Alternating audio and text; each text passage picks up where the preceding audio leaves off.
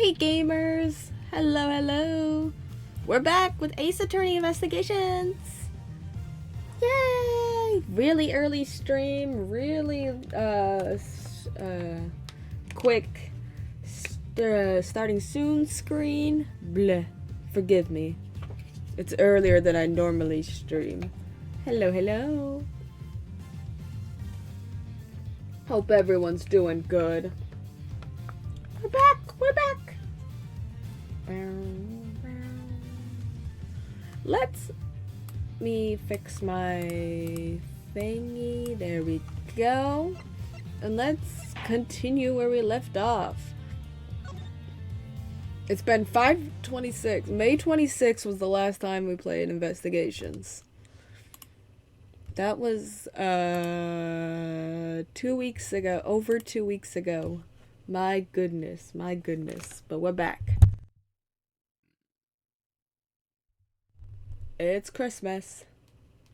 Ah, we're in the past again.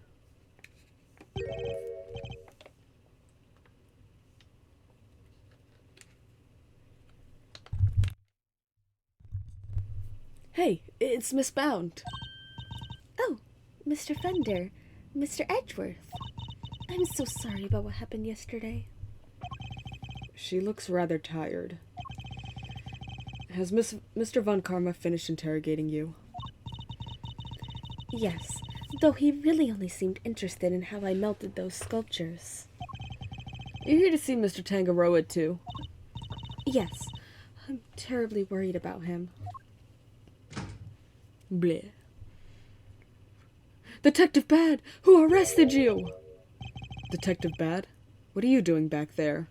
They arrested me. Oh, just happened to be here. I'll be heading back to the scene soon. Not sure how anyone just happens to be at a detention center, but okay. Okay, Eddie.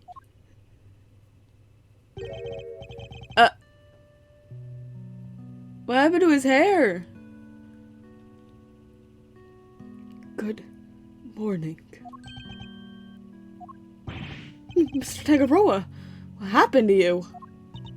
Oh no. Samson, what did they do to you?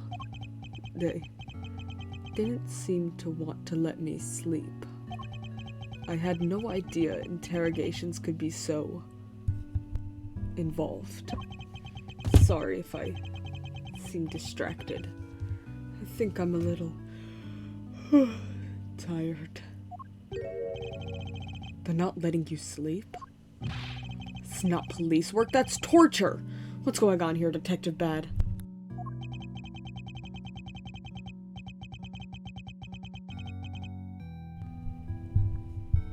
I'm not the one doing the interviewing. It's the guy they put on the case before me. I like Von Karma's methods about as much as you do. Which is why I'm doing what I can to help. It was Detective Bad who got me out of there. I'd still be in that interrogation room right now, if it weren't for him. Detective Bad really is trying to look out for Mr. Tangaroa in his own way, it seems. Aww. But why is his hair white? Alright, Eddie, let's share yesterday's findings with Mr. Tangaroa. You got it, Mr. E. My notepad is at the ready. Mr. Tangaroa, we found out quite a bit, if you'd like to hear it. Of course. Thank you. Are you alright, Mr. Tangaroa? You seem kinda spaced out. I'm fine, I think my blood sugar might be running a little low. Oh, is that what's doing it? Get this man some sugar. Samson. Do we have anything that might give him a little energy boost? Do we? Do we?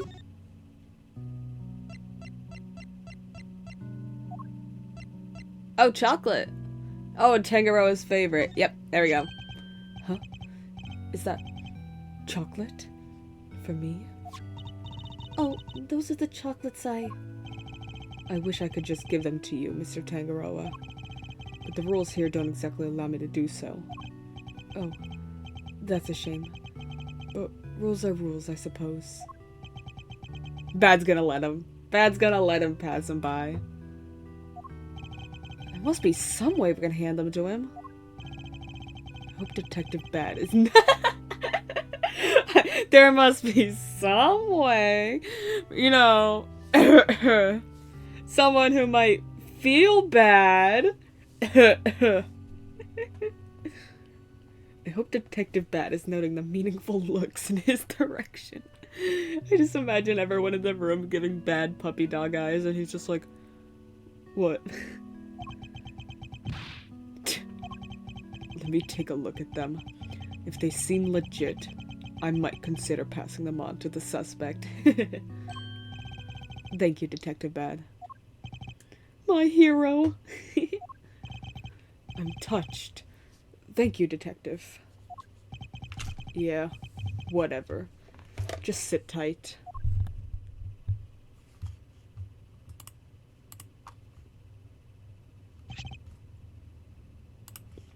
Here.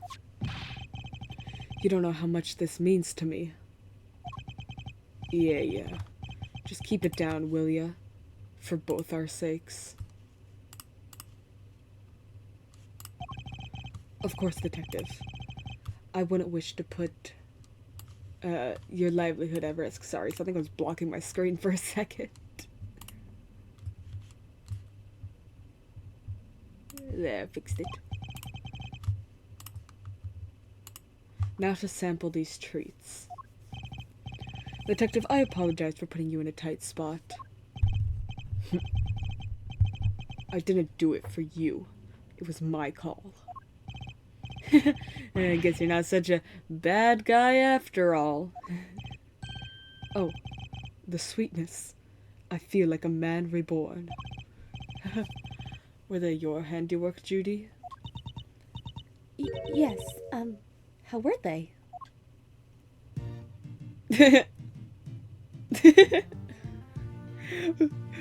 I'll be singing. Feel them melt, soft and smooth. Chocolate that'll comfort and soothe. Ear to ear, head to toe.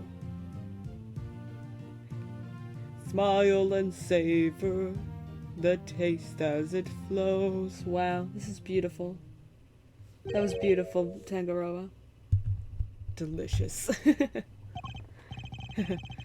They're not exactly beautiful, but they're sweet and oh so flavorful. Thank you, Judy. I'm so glad you like them. She gonna start singing too? The music started up again. I thought she was about to start singing. And I'm glad you're back to your old self. My apologies, friends. The food they serve here is just so flavorless. Between that and the lack of sleep, I was about ready to collapse from sheer despair.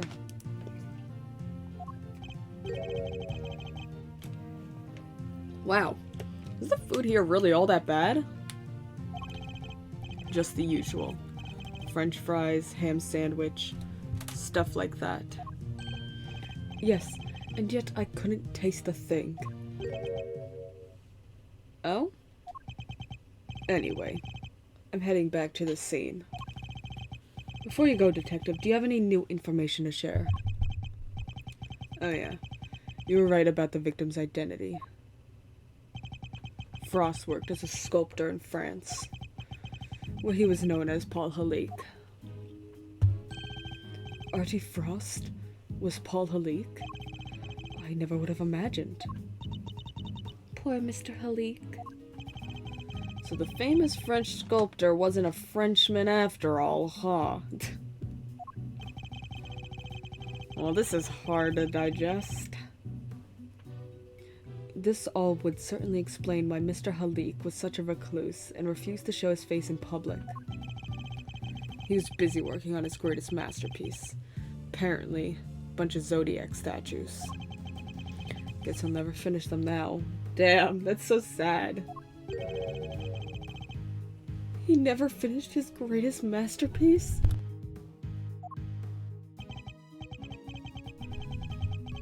Nah, seems he was making statues for each season, but he never got around to the winter constellations.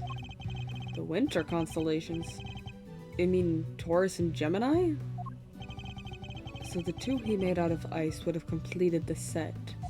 Oh. Yeah, another nothing but puddles. What a bummer. I'm so sorry. Oh no, Miss Bound, I wasn't blaming you! One last thing.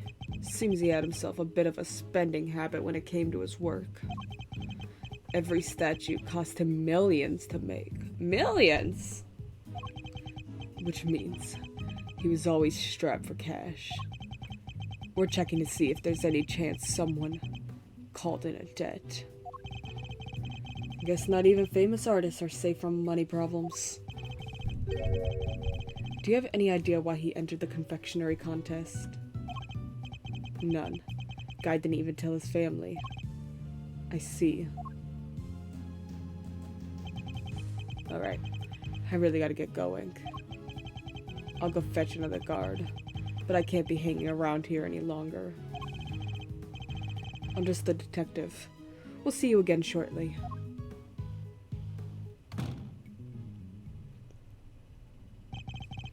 He's a good man. He certainly is. And an uncompromising one. Somebody who can be trusted to stand up for what he believes in. And to scare the pants off anybody anybody new he meets.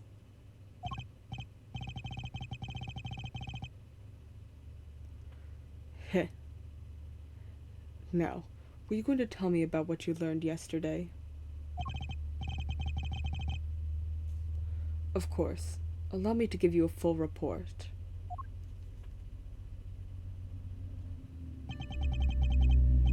Thank you for that. And allow me to apologize on Judy's behalf. I'm so sorry. It's fine, Mr. Tangaroa. As I told her yesterday, the important thing is that we learn the truth in the end. Now, would you mind if I ask you a question or two? By all means. I'll gladly share all that I can. What can you tell me about the contestants who took part in the final round of the contest? Let's see. There was Miss Scone. I loved her design concept. Unfortunately, her entry was in violation of the rules, so I had to disqualify her. Mr. Gusto's creations were a perfect balance of flavor and design. At least, up through the semi-final. But disappointingly, his entry for the final was subpar on both counts. And there was actually something a little unusual about his entry for the semi-final as well. Is Mr. Gusto gonna be the killer? He seems the most suspicious. If we didn't know Von Karma, I'd be blaming him. And there was actually something a little unusual about his entry for the semi-final as well. Which was, they tasted identical to Mr. Frost's. They may have looked different, but I could have sworn I was eating the same thing. Interesting. Huh? What exactly did his work look like? Oh, this should be a photograph back at my mansion. I'll show it to you later, Mr. Edgeworth. Much appreciated, Miss Bound. But Mr. Frost's entry for the finals, that was truly sublime.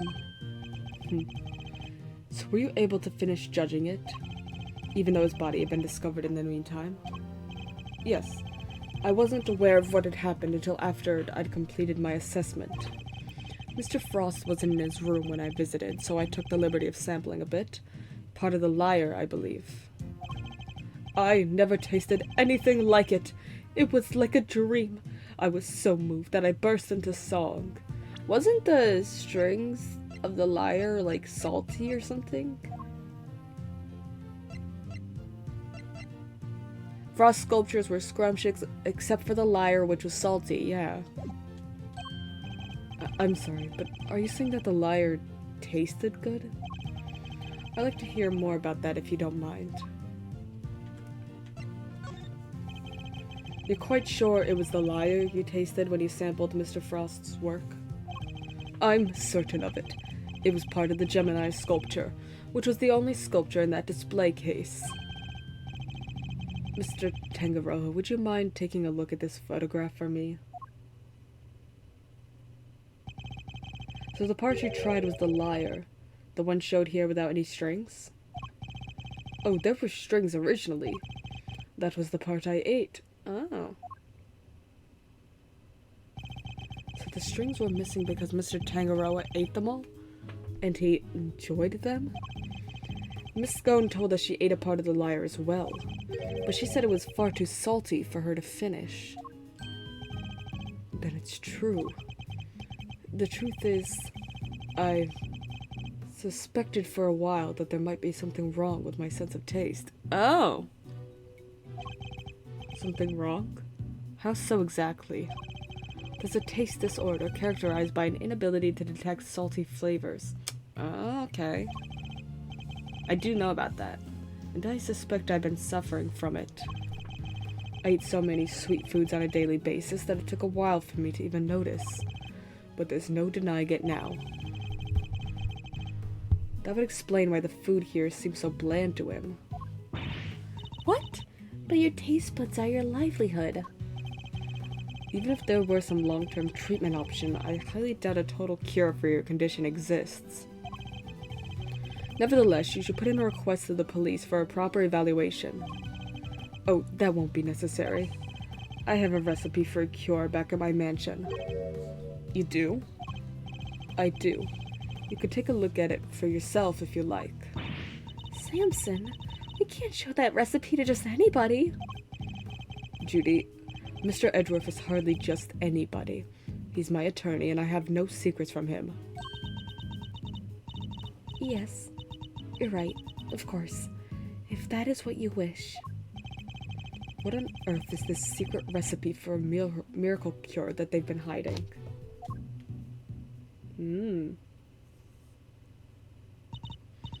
Well, I suppose I should be getting back. Alright. We'll be right behind you. Judy. Yes, Samson? There's more to life than just me. Oh. Please, Judy. Think about the life you want to live. Because I won't always be around. Don't say that. Without you, I don't have a life to live.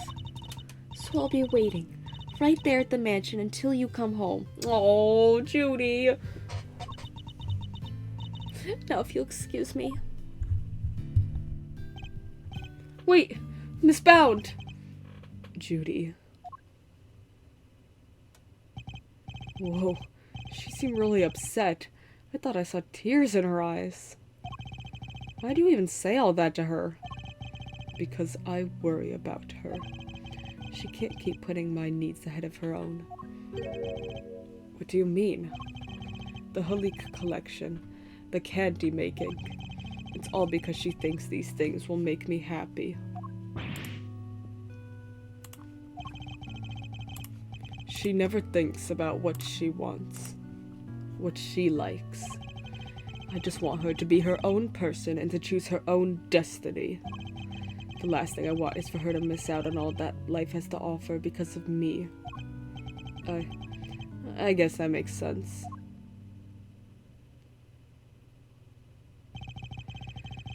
He really does see her as his own child. What parent wouldn't want their child to walk their own path? And what parent wouldn't do everything they could to protect them?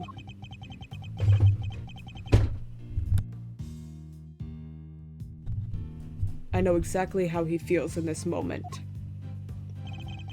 I think I've asked of you everything I can for now, Mr. Tangaroa. We should be getting back to the scene of the crime. Oh, You're leaving? I see.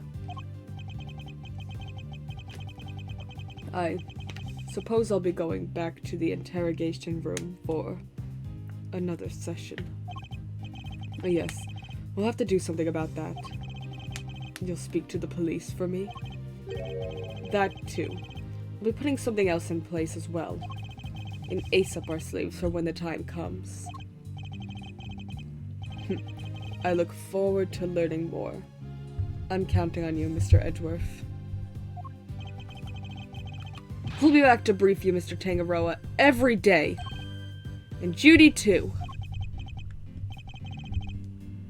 Thank you, Eddie. I look forward to it. Mr. Tangaroa, your interrogator will do everything in his power to extract a confession from you. I hate to see an innocent man suffer like this. Ugh.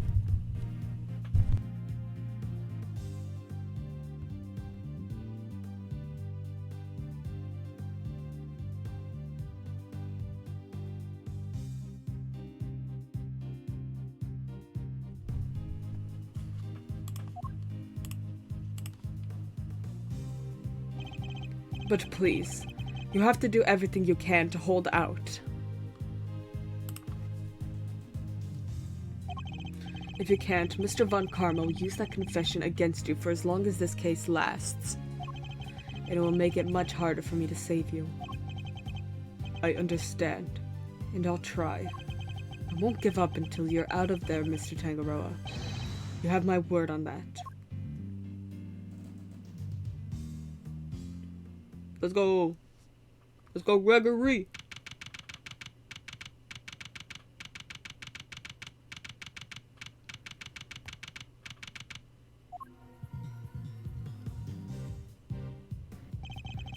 Detective Bad, thank you again for what you did earlier. Yeah, thanks a ton. What are you talking about? There's no need to be shy about it. Never mind that now. I'm guessing you two are back here, looking to investigate some more. We are indeed. We'll need something solid if we're going to save Mr. Tangaroa. Well, I hate to break it to you, but apart from this room, the whole place is on lockdown. What? But we need to save those other rooms! This is Mr. Von Karma's doing, I presume. Who else? I haven't seen the autopsy report yet either. Guy's probably got a hand in that too. And don't expect to speak with anybody, except us cops and Miss Bound. Everybody else is gone, and I doubt Von Karma will be handing out phone numbers. Is this all just a game to him? Why does he have to go so far? So what is your plan of action, detective? Same as before. Do what I can to help you uncover the truth, like I promised. You have my gratitude. Just you wait, Mr. Von Karma. We're gonna beat you and your bag of dirty tricks. Detective, maybe conduct a brief investigation of the area. Sure. But like I said, everywhere else is off bounds. They probably won't be seeing those rooms again.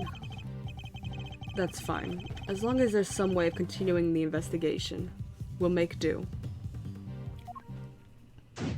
Let's go. How's it going? Excuse me.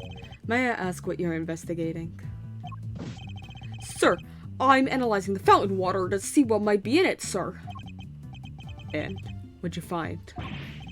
Chocolate and what looks like the kind of flavorings and coloring used in frozen desserts, sir.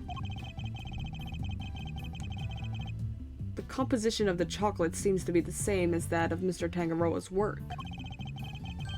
And the flavorings and colorings match the profile of those used in Mr. Frost's ice sculptures. Those little rivers flow from all four artists' room, right here to this fountain. Guess that's how the stuff from the melted sculptures wound up in there.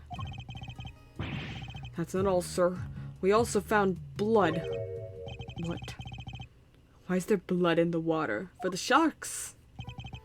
Think back to our investigation of the murder scene, Detective. Take another look at the scene in front of us, Detective. A very conspicuous pool of blood that should be here is clearly missing. Oh, so he originally died in the pool? Or the fountain? Just like in the present day, somebody was murdered in the fountain. Oh. The fountain killer. You're right. Don't remember anybody mentioning they removed the blood along with the body. The victim's blood was mysteriously absent, as was the part of the chocolate chest that had pooled on. Oh wait, no, he was in the chest. So they threw the chocolate in the water? I believe that the blood probably belonged to Artie. Take that! Take that! The victim, huh? I'll have the guy compare it with the blood and the murder weapon. What the hell was that? Oh, that was matching blood samples. Okay. It's a match. The blood in the fountain is Frost's. But why would someone want to send the victim's blood downstream into the fountain like this? Oh, wait, there's like waterways to the fountain. Is that how the... I'm trying to think about the present day as well. Interesting. Judy... Oh. Oh, Bad's following me. That's cute. How you doing? How you holding up, Eddie? A moment of your time, Eddie. Sure thing, Mr. E. What's up? Do you have any thoughts on the case? Zero thoughts! Oh, you bet I do. Mr. Tangaroa's amazing display being used to store the body. Miss Scone's beautiful dreamscape being used to store the murder weapon. Oh, we're really seeing some beautiful things being... Minor spelling mistake. Oh, we're really seeing some beautiful things being used for ugly purposes on this case, huh? I suppose we are. And to make things worse, Miss Bound seems super down. When I asked if you had any thoughts on the case, I was thinking more about useful insights. Oh, sorry, Mr. E. Did I do something wrong? I worry about you sometimes, Eddie. How are you liking your first crime scene investigation, Eddie? Oh, it's great. I've been taking notes about everything, and I'm learning so much. I'm so happy you let me tag along, Mr. Edgeworth. So you want to be an attorney, huh? You bet I do. I'd give anything to be a hero of justice. To help the helpless and fight for what's right.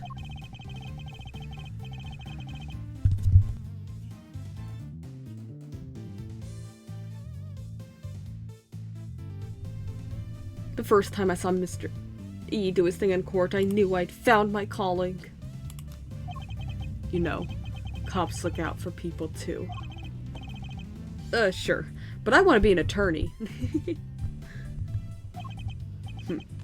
Well, good luck to you.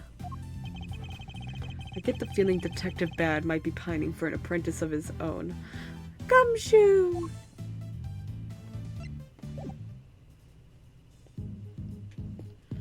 Santa! A Santa Claus statue. Is this made of candy too? Take a bite, Gregory! Take a bite! That door leads to Tangaroa's room. So yeah. Could be he made that thing too. Take a bite! Take a bite! Speaking of Santa, that reminds me. I still need to find a present for Miles. Aww. He wanted an attorney's patch. I wonder if Mr. Tangaroa would make one out of candy for... would make one out of candy for me if I asked. Aww. That's cute. That's the door to Gusto's room. I was looking at the reindeer, but okay. I guess the candy reindeer is meant to show the way. Big antlers like that. Must be a bull. I think not. Male reindeers shed their antlers in the winter. Therefore, this must be a female. Thanks, Mr. Trivia. Attorneys. They don't teach you about reindeer in law school, detective.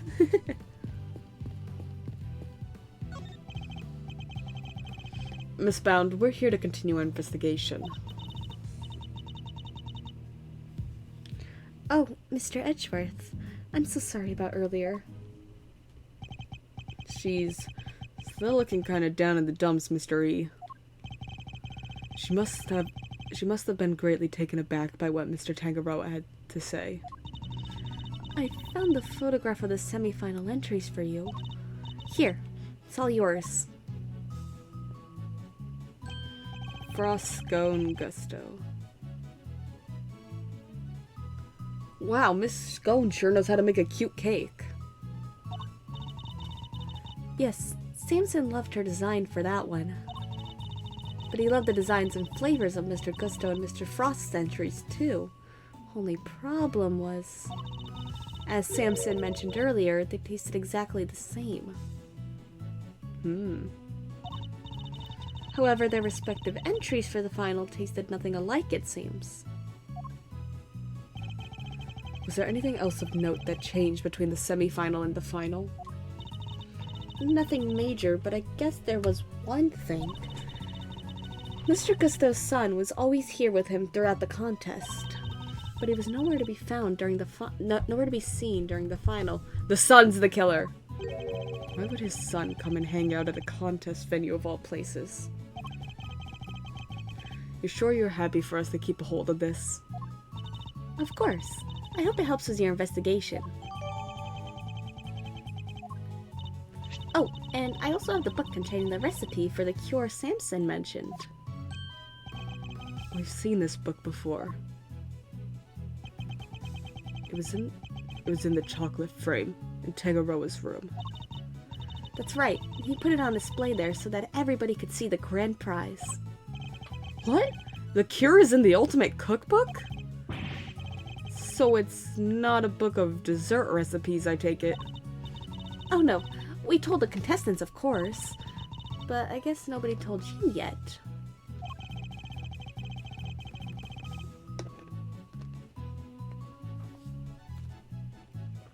So the contestants all knew what the ultimate cookbook was this whole time. A book containing formulas for creating a cure for taste disorders and other chemical and pharmaceutical items. Interesting. That explains Miss Scone's reasoning. I'd like to hear more about the cookbook, if you don't mind, Miss Bound. So, if I understand correctly, the Ultimate Cookbook is actually a collection of recipes for different medicines. Exactly. Or rather, totally new medicines that haven't made it to market yet, to be precise. To the right buyer, a pharmaceutical company, for example, would be worth a fortune. Okay, that explains Miss Scone's reasoning. But why make that the grand prize in a confectionery contest? Mr. Tangaroa is the sole heir to the Tangaroa family fortune. Perhaps you heard of the Tangaroa group?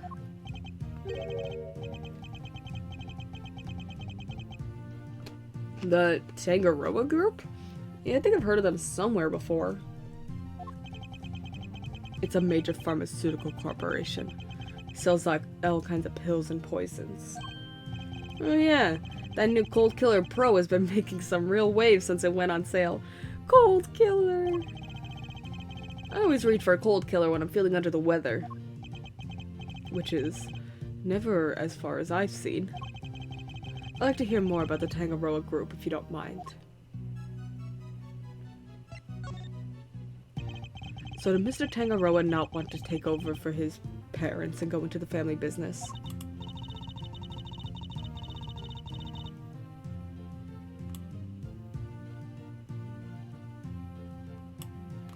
No, he preferred the idea of making people's lives better through the powers of confectionery.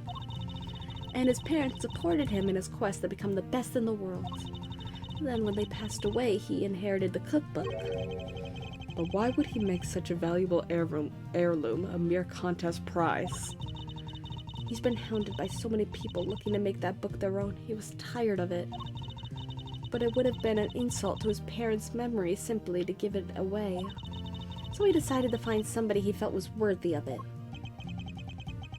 I'll bet the board of directors love that. Handing over the fruits of all their expensive research to someone else. They hated the idea, of course. Which is why Delicia entered the contest. The Tangaroa group wanted her to win the book back for them. Gotcha. That makes sense. So you knew she was a pharmacist all along? Yes, and not only that, I told her how to appeal to Samson's tastes. I tried to help her win. Judy! But why? I wanted to protect Samson by protecting the Tangaroa group. If that cookbook fell into another company's hands, the board would never forgive him. So I wanted to find a way to keep it with the company, but in a way that Samson couldn't object to. So that's how Miss Scone managed to make it so far in a contest she had no business taking part in. But Miss Scone wasn't the only one pretending, was she? Mr. Frost wasn't really a confectioner either. And he still made it all the way to the final, just like she did. Not bad. Yes, it's unbelievable, isn't it? Such a talented sculptor and a gifted crafter of desserts, too. Gifted indeed, judging by the standard of his work in the final. How did one man produce pieces of that size and quality in such a short period of time? I'm not sure I have much more to tell you. But if there's anything else I can help you with, I'd be happy to, of course. She's certainly very keen to ensure she does all she can for Mr. Tangaroa. I would certainly use a cup of the tea you made us yesterday, if you wouldn't mind. I think that might help move the investigation along nicely. Oh, I'll have some too. Your tea is to die for, Miss Bound. Well, how could I possibly refuse? I'll bring it right out. You know, I think that cheered her up a little. Oh, that was the investigation? Awesome. We've learned a little more about the contest participants, but there's still one question involving Mr. Gusto for which we never got an answer. Nothing at all, Mr. Gusto? You went into Mr. Frost's room, didn't you? Perhaps you could tell us why? Sure. I was... Yeah. Silence. You are not to give the attorney even the tiniest shred of information. What was he doing in Mr. Frost's room? And that's not all. I also have questions about the work he submitted for the semifinals. A confectioner who admits to lacking design sense and a sculptor with it in spades. Mr. Gusto could not have hoped to win such a high-level contest by himself. Which is why I'm beginning to wonder if there was some sort of connection between him and Mr. Frost. They were lovers. Detective. I'm sorry. I need to ask Mr. Gusto a few more questions. His story still doesn't quite add up for me. Me neither. We need to figure out how to get in touch with him. Oh, do you now? I'm assuming Von Karma. Yep.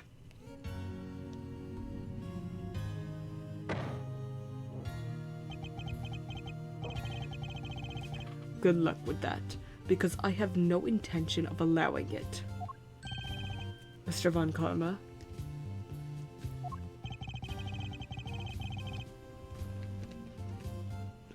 I am already in the midst of my own investigation into Gusto, so there is no need for the likes of you to pester him with the same questions again. I will, however, be happy to answer any questions you might have. He seems dead set on preventing me from talking to Mr. Gusto, in which case, fine, then allow me to take you up on your offer. Very well. What is it? I'd like you to tell me about the connection between Mr. Gusto and Mr. Frost.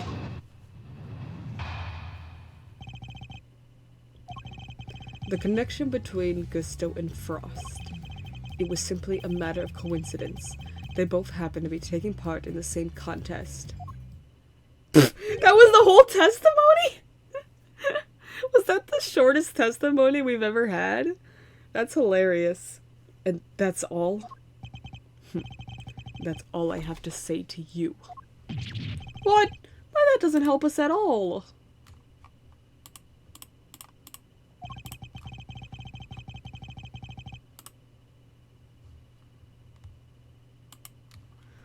We'll have to confront him with evidence if we want to draw the truth out of him. And it's imperative that we do. He's clearly hiding something. Gusto and Frost connection. Okay. Yeah. It wasn't just coincidence. They have, like, the exact same, like, taste going on. Objection! Objection! I wonder if you could take a look at the two confections in the foreground for me, Mr. Von Karma. They were made for the contest semifinals. Both are quite exquisitely crafted, wouldn't you agree? Get to the point. As the nameplate suggests, these were Mr. Gusto and Mr. Frost's entries. Mr. Gusto told us that confectionery design was far from his strong suit. And yet his work in this picture is just as good as Mr. Frost's. Exactly as good, in fact. We learned from another witness that the two entries also tasted exactly the same. What are you suggesting? I am suggesting that they were helping one another out. Let's take a closer look, shall we? While at first glance the two may appear to be superficially different, it soon becomes apparent that there are significant similarities in how they were put together. They are made of the same ingredients, taste the same, and share a similar design aesthetic. This picture is proof positive that the two were working together. If you figured that much out, I suppose there's little point in denying it. Mr. Von Karma knew all along they were cooperating. But I'll warn you, none of what you're about to hear will be to your advantage. Let me confirm what you seem so desperate to prove. Gusto and Frost were indeed working together. Gusto spelled out the details of his relationship to Frost during his questioning last night. It seems they were helping one another right up until the day before the final. Okay, why? So, he knew that the two were cooperating. Mr. Von Karma, why are you trying to bury the truth?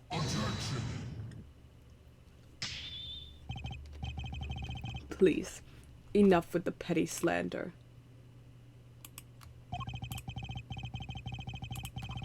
I merely wanted to avoid you poking your nose around before I could provide proper context in court. It simply slipped my mind to explain that to you.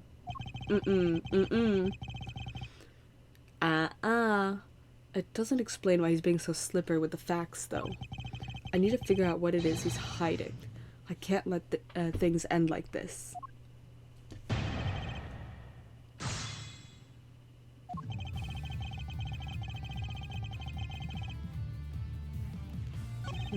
Got to spell out the details of his relationship to Frost during his questioning. Seems they were helping one another right up until the day before the final. Okay, let's talk about that. But why were they cooperating? Gusto's sense of design is subpar, and Frost was an amateur confectioner at best.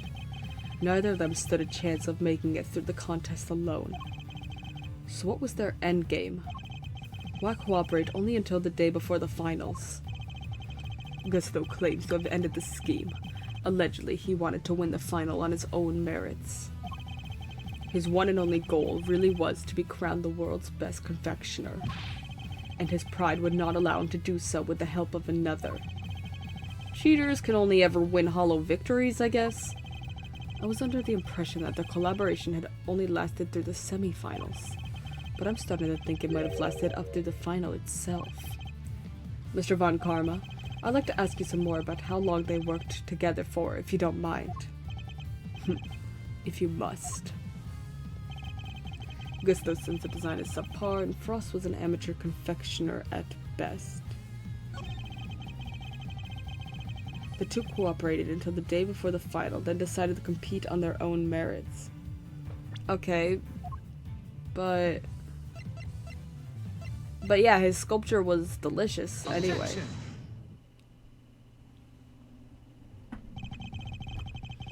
They weren't working together during the finals? I find that a little hard to believe.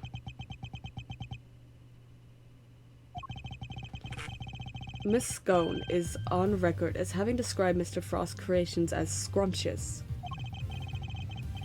And while he was certainly skilled, I doubt even he could have become a world-class confectioner overnight. It seems far more likely to me that he and Mr. Gusto were still cooperating during the finals.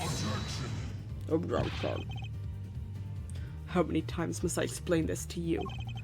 Assertions require proof, and one person's entirely subjective statement is not proof of anything. Besides, even amateurs can occasionally make delicious food. Perhaps Frost was simply lucky. My wife, for example, is an amateur whose cooking puts first-class chefs to shame. I forget he's got, like, a wife. How is that not an entirely subjective statement? Furthermore, you are ignoring another crucial part of the pharmacist's testimony. Namely, that she also describes some of Frost's work as having been unbearably salty. In other words, your evidence actually shows that Frost failed to produce the perfect confectionery.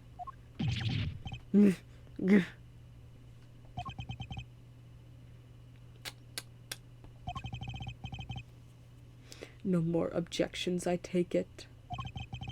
There must be some way I can prove that Gusto and Frost were still collaborating. Mr. E? There's something that's been on my mind. Yes, what is it, Eddie? Mr. Frost's entry for the finals, wouldn't it have taken a while to make? I would imagine so. Making flavored water, freezing it all, and then carving 2 whole sculptures? Could he really have done all that and help Mr. Gusto with his work? Oh, he did it before. If it was me, I'd have barely gotten as far as the setting the flavored water up to freeze part. I just can't see how Mr. Frost could have pulled it off. Perhaps there's some lawyerly instinct in you after all, Eddie. Your ponderings certainly point to another possibility. Eddie's right. Mr. Frost would have needed to freeze his own large blocks of flavored ice to create his art. And there wouldn't have been time to do that during the contest itself. So what must Mr. Frost have done in order to finish his flavored ice entry within the time limit? Make the ice... make it out of something else entirely. Make the ice the day before the final. Yeah. He must have made the flavored ice the day before. Then all he would have had to do was sculpt it. What are you muttering about now? Oh, I'm sorry. I just realized something, that's all. I realized that you're correct. What? Mr. E? I hope you know what you're doing. Oh. Accepting defeat at last, are we? The only thing I'm accepting is that perhaps one of the things you said was true. They were helping one another right up until the day before the final. Just as you said, the day before the final really did mark the end of their collaboration.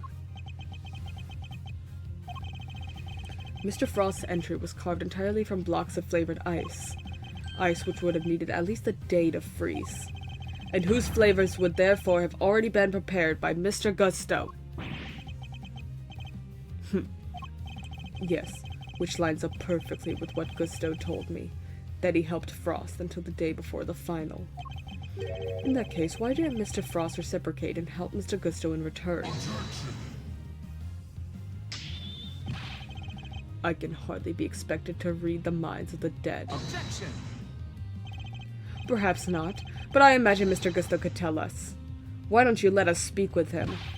Or do you still insist your interrogation was as thorough as you claim?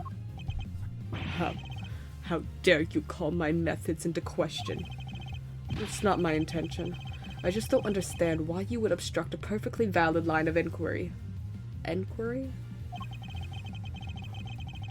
Give me one good reason as to why you're keeping Mr. Gusto from me.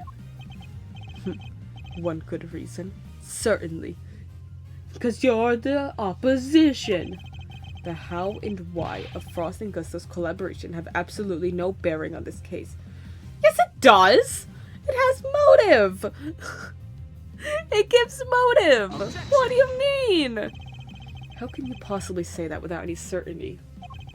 If their relationship had broken down for some reason, that could very well have been the motive behind this murder. Thank you, Gregory! Thank you! It's motive! Could it indeed? Then why did Gusto himself tell me all about it? Then why did the man you seem so keen on accusing share the details of his collaboration with the prosecution? Why not? Please tell me you have some proof to back up your preposterous suspicions this time. Mr. Gusto only acted suspiciously one time that we know of. And I imagine Mr. Von Karma is aware exactly what that suspicious action was. Which means this is probably a trap. Well, cat got your tongue. But even if this is a trap, I can't back down now.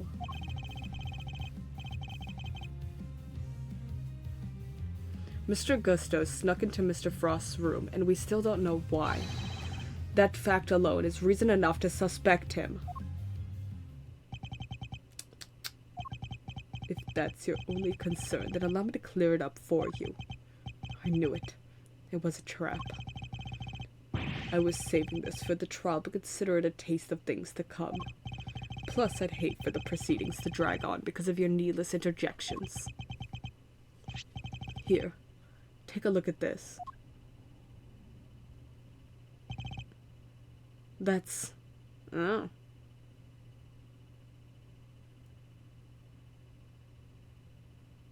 Very interesting children he's got. Gusto and Frost. And their sons. A photo of Frost, Gusto, and their sons. Gusto's son visited his father daily up through the semi-final. Gusto snuck into Frost's room in order to retrieve this photograph. But why? It seems their sons attended the same elementary school. Gusto was concerned that the fact of Mr. Frost and his acquaintance might place him under undue suspicion. A concern that you have just proved was entirely well-founded. Gusto's actions make perfect sense, and you have given me no reason to believe otherwise. No!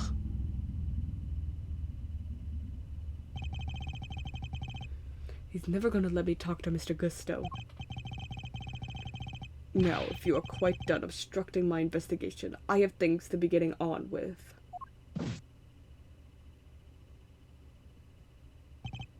That smug, self-righteous jerk! I'll give him something to be getting on with. What do we do, Mr. E? Mr. Tangaroa's finished if we can't figure something out. Things to be getting on with? What exactly could those things be?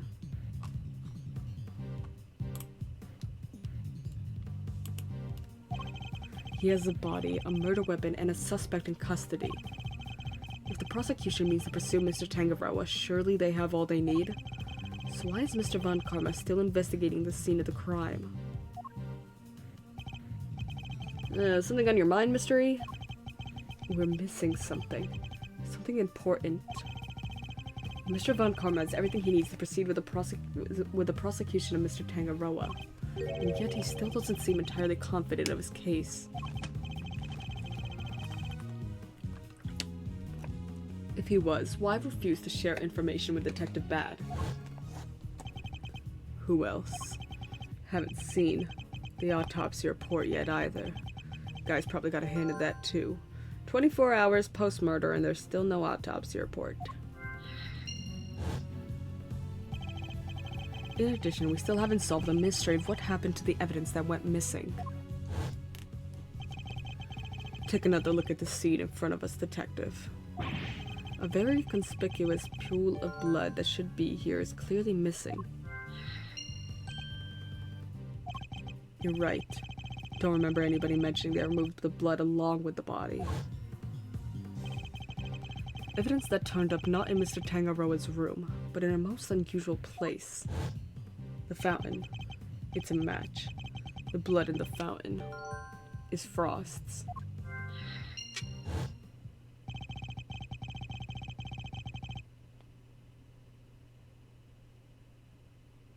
So there were no traces of Mr. Frost's blood left in Mr. Tangaroa's room. And we found some in the fountain instead. Why? Okay.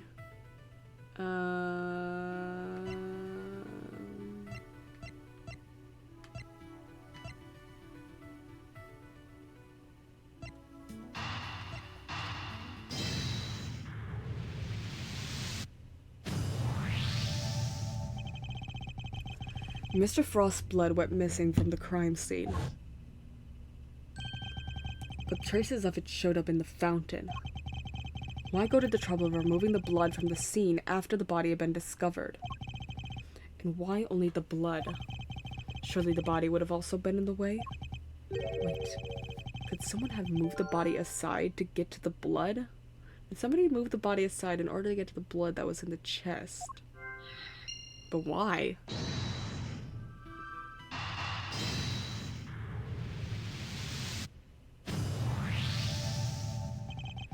So the body might have been moved aside, or even removed from the scene of the crime entirely. Oh my god, is the body missing? Is the body missing? That's why? Are they looking for the body? That's so funny if that's the case. So the body might have been moved aside, or even removed from the scene of the crime entirely. After all, as far as we know, there's still no autopsy report.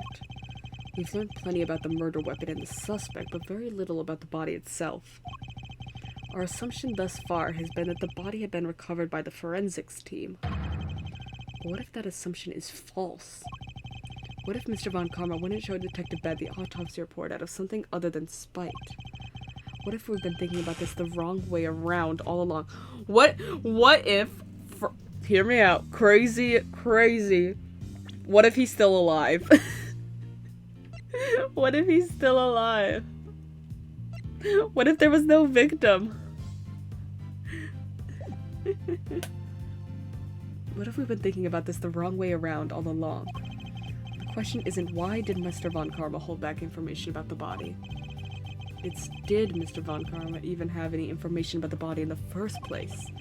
How do things look from that angle? Perhaps the body hadn't been removed by the police in order to carry out an autopsy. Perhaps it already had been removed and hidden away by the culprit before their arrival. Mr. He? We've both heard the rumors about Mr. Von Karma's questionable methods. Fabricated witness statements, shady deals, forged evidence even.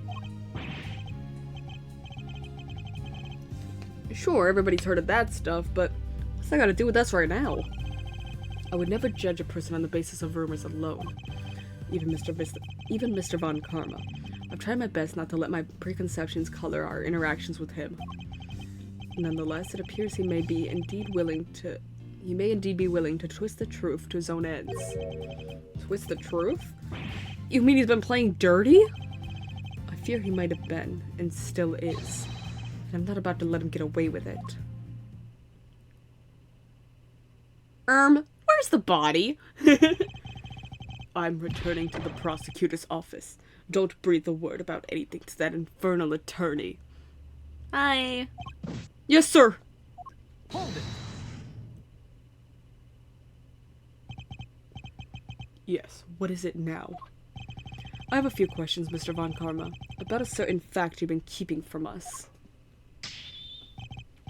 Really? You mean to call the methods of an officially sanctioned investigation into question yet again? I'm warning you. If you obstruct the police in their work any further, there will be consequences. Objection! It's not the police I have an issue with, Mr. Von Karma. It's you. What? Isn't it on the prosecution to work out who the real culprit of the crime is? What foolishness is this? I have no intention of debating what the prosecution's role is or is not with the likes of you. But let me make one thing clear. My job is to identify suspects and ensure that every last one of them is convicted at all costs. Believe me when I say, I leave absolutely no room for doubt when I present my perfect, unassailable cases. Objection! And how far would you go for your perfect cases? Would you create facts out of whole cloth, perhaps? And I thought you would have done yourself already. But now you intend to accuse me of fabricating evidence. I do. Because it is why you've done nothing but hinder Detective Bad from doing his job at every turn.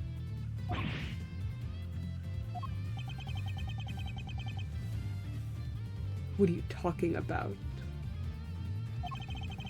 You didn't shut him out of the investigation because you wanted to keep an eye on us. You did it to stop him from finding out that you don't have the body. What? He doesn't have the body? Ridiculous. You're clutching at straws. I will tolerate no more of your preposterous slander. Then allow us to examine it. Prove me wrong if you can.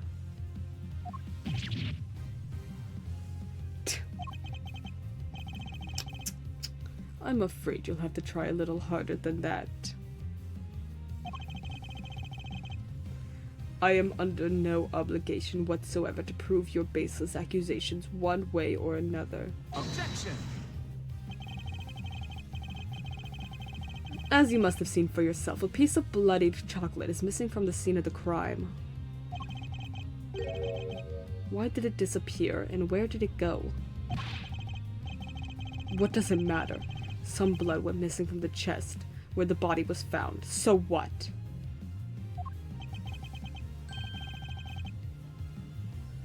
So what indeed? That's precisely my question. If the body was still at the scene when the police got here, removing the blood would accomplish nothing. However, let us suppose for a moment that the body was not. If someone had wanted to erase any trace of what had happened in that room, then it all makes perfect sense. Objection. What is this petty obsession with the blood stain? But since it's so important to you, why don't you tell me where you believe it went? Of course. After all, evidence is everything, as you never tire of telling us. Hell. I believe this should back up my theory quite nicely. What evidence do I have that shows where the blood from Mr. Tangaroa's room went? Oh,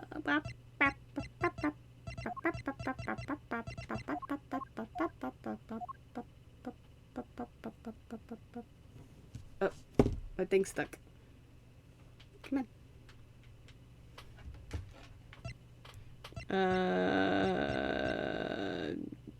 In the fountain.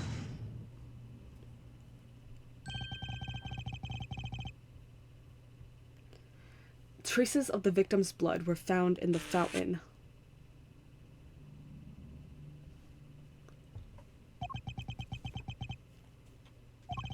Along with traces of the chocolate from Mr. Tangaroa's room.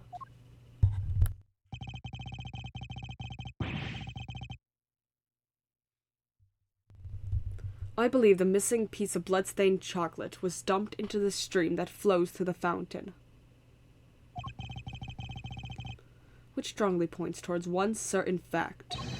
Someone purposely disposed of the blood after the body had been removed from the chest.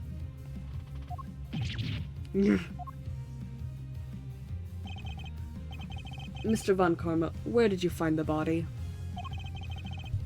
You didn't find it, did you? Answer me! You. Where did you get your hands on that kind of evidence? You have neither the authority nor the means to carry out that kind of analysis on the fountain water. No, but I do. Curse you, Bad. You've been a thorn in my side from the moment you were assigned.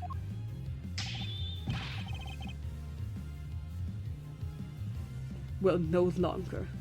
As of now, you are officially off the case. I was barely on it in the first place. Mr. Von Karma, you still haven't answered my question. Will you admit it? Will you confirm that no body was ever recovered? It's really quite the claim, you know. One that you'll never find any proof for, I'm afraid. What? You can't do that! What must I do to get an answer out of him? Now, if you don't mind, I have already given you quite enough of my precious time already. I look forward to destroying you in court, Gregory Edgeworth. Your precious logic and theories won't save you then. Using your brain, what are you? An imbecile? Nothing will. Mark my words, Mr. Von Karma. Your methods will be your undoing. Hell yeah, they will, Gregory. Hell yeah. No matter how you tried to hide the truth, I'll bring it all to light in the end.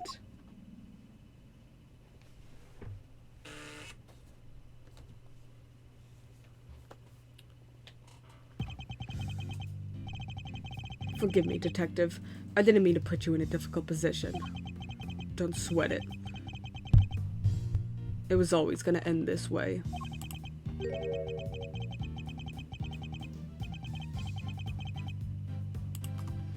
Honestly, nobody's ever sidelined me the way he did before. First time for everything, huh? You know, I think you might be right about the body being missing.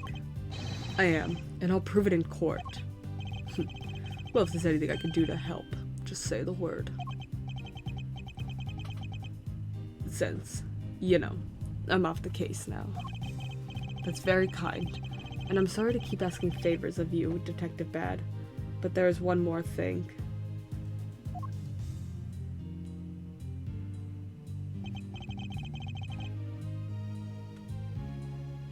Hey, what are you guys whispering about?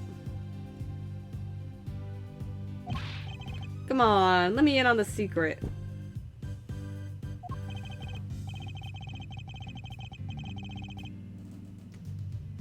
Alright, Eddie. The detective and I were just arranging a little insurance for the trial. I think we have enough to see Mr. Tangaroa acquitted. But I prefer to have an ace in the hole, just in case. An ace attorney!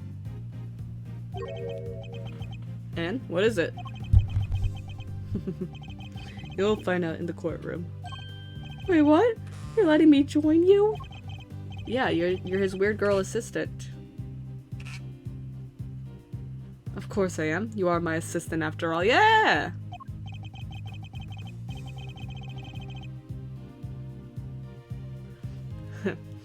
I'll be more than that by next year. I'll be a full-fledged oh, I thought that was... I was like, you already are a full-fledged attorney, Gregory. Not much longer, but you are at this point. I'll be more than that by next year. I'll be a full-fledged attorney, you know. We could take on Mr. Von Karma together. Indeed.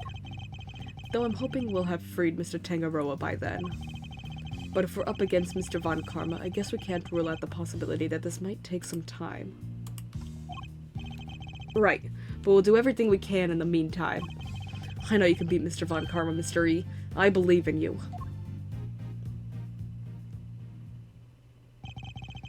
We can't allow Mr. Tangaroa to remain imprisoned for a crime he didn't commit. And we won't. I'll expose Mr. Von Karma's lies if it's the last thing I do. Ooh. Ooh.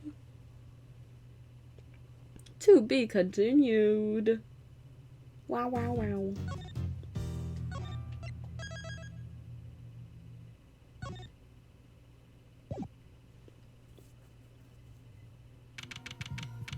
Ooh, present day.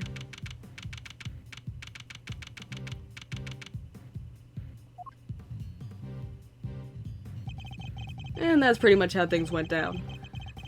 I would like to imagine that they were just standing there for an hour while Eddie just told this story. Those are the facts of the IS-7 as far as I'm concerned. I'm finally learning the truth about my father's last case. So what happened at the trial? Well, we lost. Von Karma did a real number on us. Really? You couldn't prove that Mr. Tangaroa was innocent?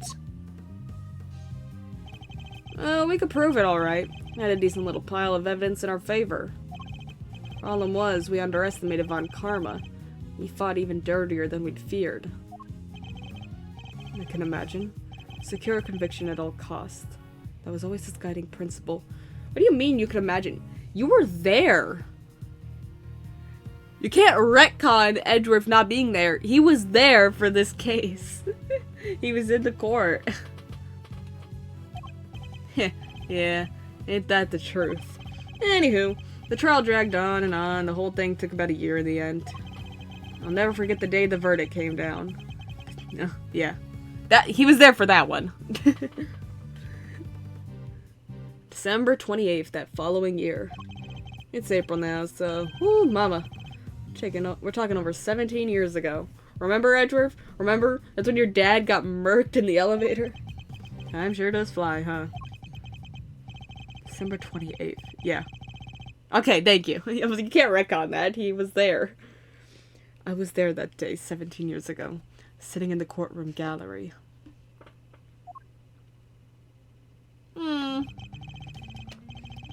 I thought it was gonna flash back to baby Miles in the courtroom. Just before the trial got started, Gregory noticed that Samson was looking even worse than usual. Turns out the poor guy had finally reached his limit. It was so bad, he even said he wanted to be found guilty. Wait, you mean they forced the confession out of him? Yeah. Von Karma got what he'd been pushing for from the very beginning. And when Gregory tried to drop the bombshell about there being no body to speak of, he learned that Von Karma had used the power of the police to head him off at the pass. Even had himself a fake autopsy report.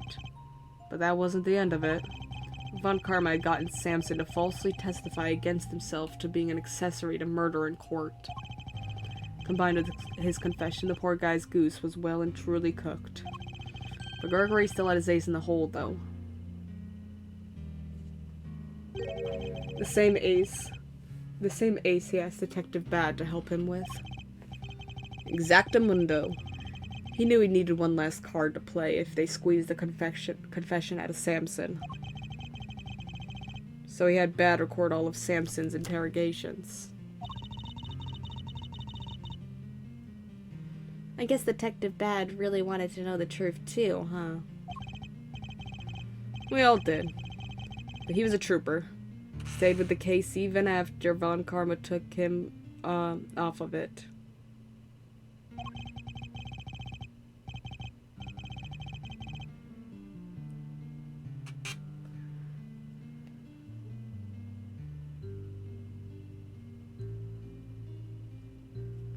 He was tied up in some other big case, too. Good old Bad. They don't make them like that anymore. Anyway, Gregory presented the recordings as proof that Samson's confession was coerced. You know what? It almost worked. A cop named Ian Seidman got fired. Samson's interrogator and the initial detective before Bad, he took the fall for pretty much the whole thing. So that was what blemished his record, and that's all of that is the reason he killed Gregory. Oh my god. But Von Karma didn't get away scot-free. In fact, he was disciplined by the chief prosecutor for the one and only time in his 40-year career. Still, Samson himself couldn't stomach another day in court. So when the guilty verdict came down, it didn't just signal the end of that day, but of the whole sad affair.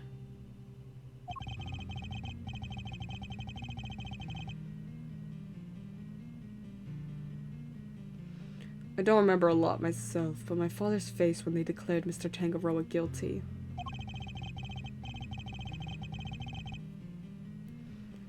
I was a young child at the time, but even I could tell how much he was hurting inside. Gregory wanted to appeal the ruling, of course. He would have done anything to clear Samson's name.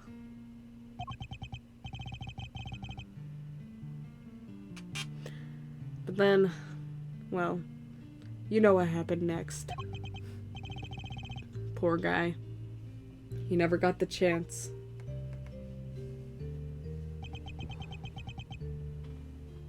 Oh, no, DL6! I should have left with him that day.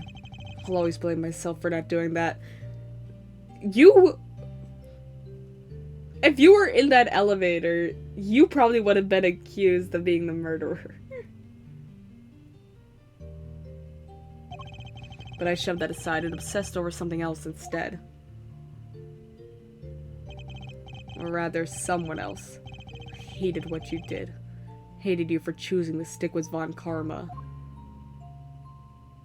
Oh my god. I hope you can forgive me.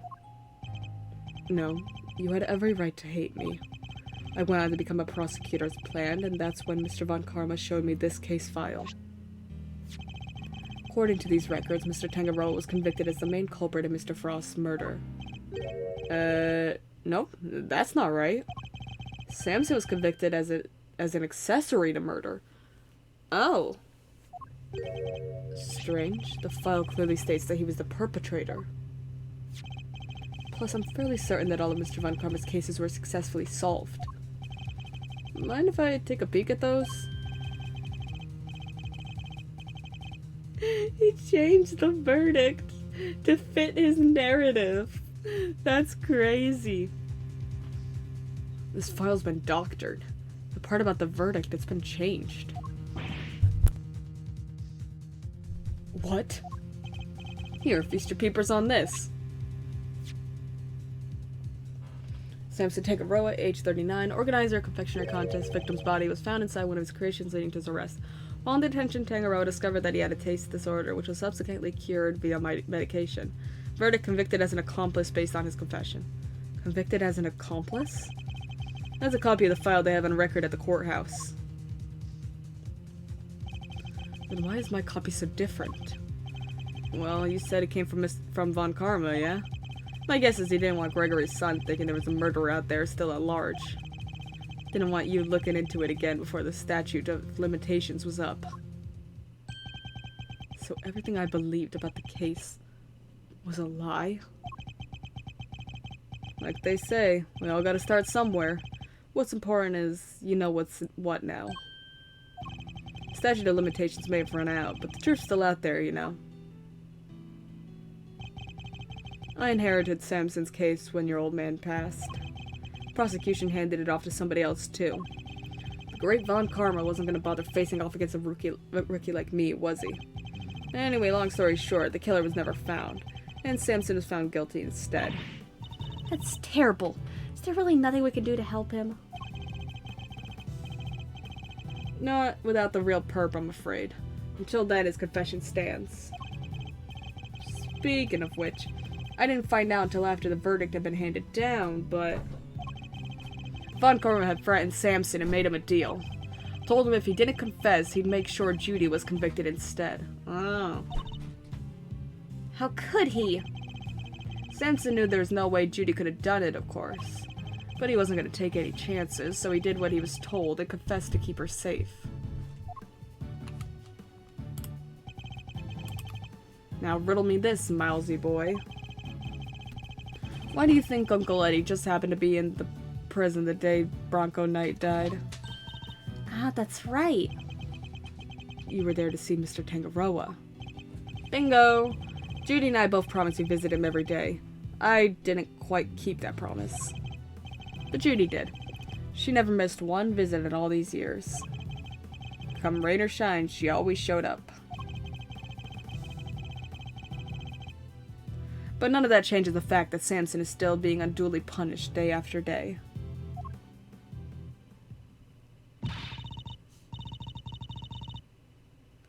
heartbreaking. We've got to do something, Mr. Fender.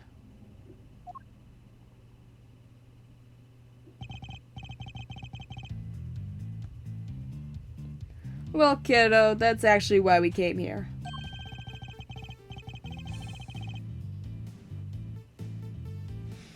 The ice sculptures are back on display just like they were all those years ago.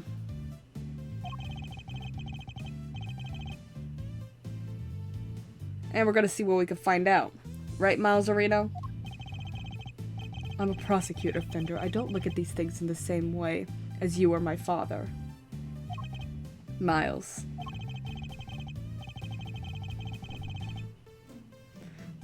But that doesn't matter right now. Speaking not as a prosecutor, but as Miles Edgeworth.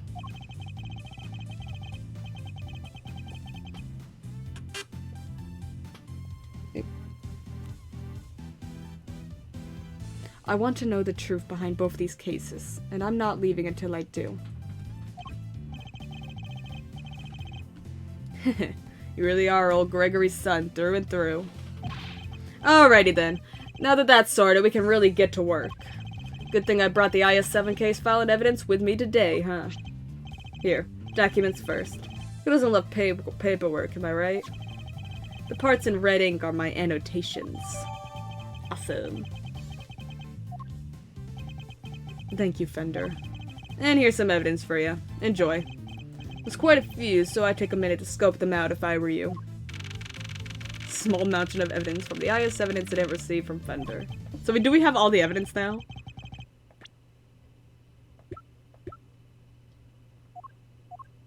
A good bit. Yes, I see. I'll take a look at them in a bit. You know, our current case is just full of loose threads too, come to think of it. Indeed. The key players of that incident 18 years ago who just happened to get caught up in another incident. The ice sculptures in the Winter Wing that are perfect replicas of the ones from 18 years ago. He's gonna be still alive, right? The poison gas attack in the Autumn Wing, which has been disguised to look like the Winter Wing. The two chemicals that were found inside the Pisces statue's display case, ubiquinum and asphyxian, that form a poisonous gas when mixed together. The victim of the gas attack, Carmelo Gusto, who is no stranger to the events of 18 years ago, and who is still unconscious and undergoing treatment in the medical room. And finally we come to the body floating face down in the fountain. You know, that body's gonna end up being Artie. And the fact that all those ice sculptures have melted, just as they did all those years ago.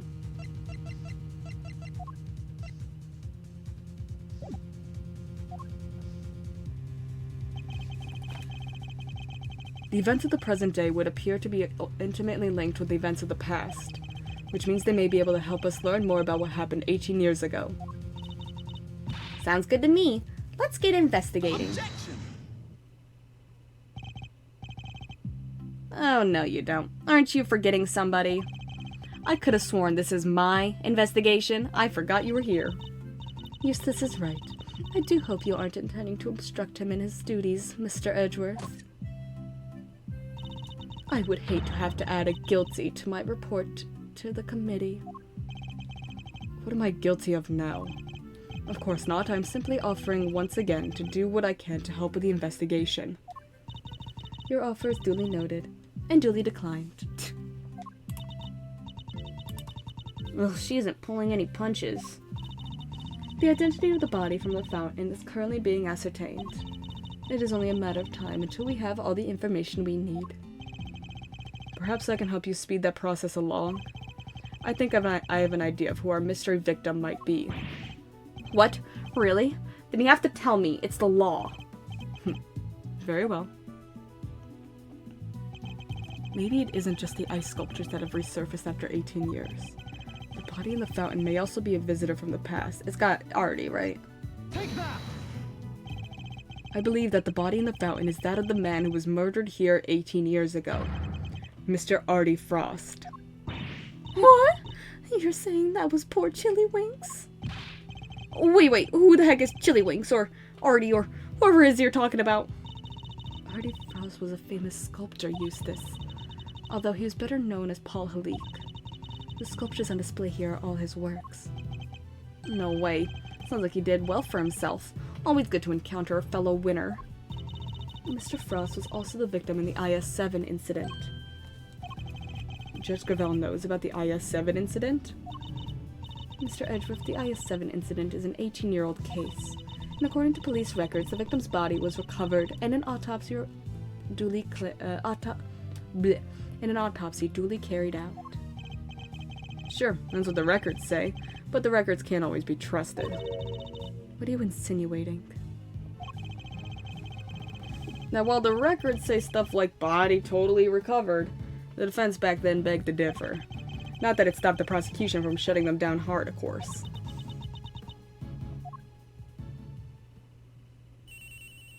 Oh. Yeah, this is Winter. What? Really? What is it, Eustace? The body. We've got an ID. Some sculptor called Frost or something, so I guess Edgeworth called it? Goddess of justice. So my father's deductions were right all along. Well, Judge Gravel, I'd say this changes things, wouldn't you? Perhaps now you'll admit that I might be of use to this case. More than a certain junior prosecutor, anyway. No fair. You're trying to steal the win. I'm doing no such thing. All I want is to uncover the truth. And if we're going to get to the bottom of what happened here, we'll need to work together. We do not need to do anything, and you do not need to know the truth. This case is none of your concern. Objection! Oh there, Judge G. I think you might be wrong about that. Another of your interruptions, Mr. Fender. Yep. See, I was on the defense team for IS-7, so this case is very much my concern. I was one of the pesky kids pushing the theory that the body had actually gone missing. The prosecutor at the time may have brushed us off, but you can't deny the testimony of your eyes. Or to put it a little more bluntly, the prosecution's case was rotten from the ground up. When there's been a miscarriage of justice caused by the prosecution, it's the committee's job to fix it, no? Who better to help you unpick the mess than someone who was there at the time? Unless you have an ulterior motive? Judge Gravel seems to know the facts of the IS-7 incident in some detail, in which case I suspect she must be here on the committee's behalf. Your connection to the case is noted, Mr. Fender, but I fail to see how it concerns Mr. Edgeworth. He's the son of the original defense attorney and the protege of the case's lead prosecutor. And if that's not enough for you, he was at the trial too. I think it's just possible he might have a little something to bring to the table, don't you? Very well. You may both assist in the investigation, but only if you refrain from interfering with the work of others. The winter wing is off limits for now. This room, however, is all yours. That sounds familiar, huh? Alrighty. Great to hear we're on the same wavelength, G. Why don't we bring it in to show we're all on the side of justice? Do not test me, Mr. Fender. Your permission to investigate can be revoked at any time. Duly noted, Your Honor. This is the turn-up for the books, huh, Milesy? We get to do our thing after all. Thanks to your immeasurable help, as always. No sweat. Besides, I was mostly doing it for me. Okay, I'll be investigating my own thing, so just holler if you find something interesting. I will. Well, Kay, shall we? Heck yeah! Let the investigation commence! We're still unclear on two key facts. How Mr. Frost's body came to be where we found it and the source of the ubiquium. You're right. We need some more intel. Indeed. Let's focus on the ubiquium first and foremost. It's using stuff like dish soap and paint, right? Correct. It's also bright red in color and has a distinctive minty fragrance. Okay, sounds like we know what we're looking for. Alright. And with that...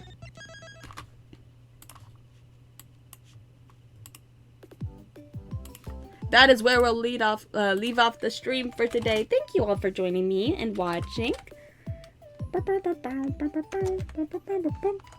That was a long exposition. I was waiting for a good stopping point. thank you all for joining me. I'm going to send you off on a little old raid, send some love over there, and I'll see you guys next time. Bye-bye! Sending you off in 5, 4, 3, 2, 1. Bye!